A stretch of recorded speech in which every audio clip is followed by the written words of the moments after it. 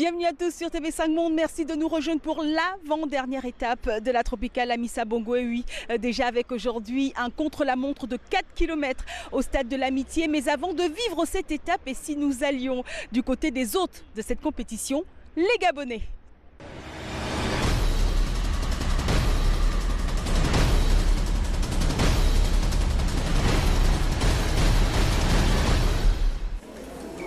Onzième édition de la Tropicale Amissa Bongo, une tropicale pas comme les autres pour l'équipe gabonaise. Cette année, les Panthères du Gabon ont avec elle Abraham Olano Manzano.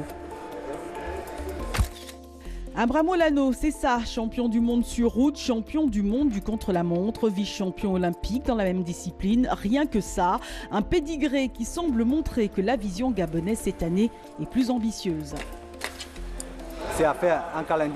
Le but est de mettre en place un calendrier gabonais, un calendrier africain et un calendrier européen. Car les courses ne sont pas les mêmes en Afrique et en Europe.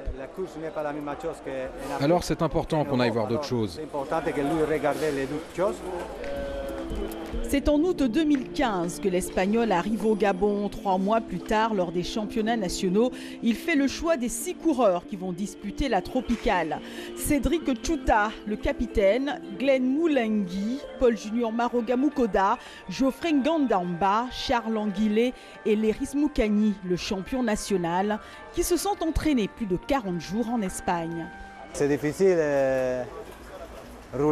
Avant, pour les coureurs, ça a toujours été difficile de tenir dans le peloton, car il y a des coureurs professionnels. Mais aujourd'hui, les coureurs sont plus motivés. Et j'espère qu'ils vont réussir à faire des arrivées avec le peloton. Et surtout, faire mieux que les autres années.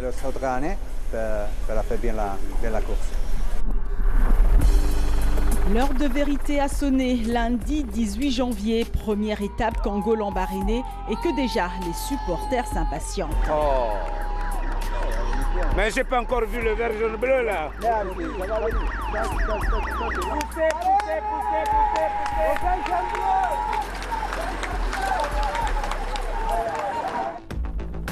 À mi-parcours de la course, les Gabonais sont encore là dans le peloton. Eux qui nous avaient habitués à souffrir derrière tiennent le coup à côté des pros. Et ils vont même aller plus loin. Glenn Moulengi, 21 ans, arrive dans le même temps que le vainqueur. Jamais un Gabonais n'avait réalisé cela. Le héros du jour, c'est lui. La magie Olano opère donc, elle opère même jusqu'à la base. Avec l'Espagnol, les jeunes Gabonais réapprennent tout, du mental aux différentes techniques, en repassant même par ce qu'ils pensaient déjà savoir.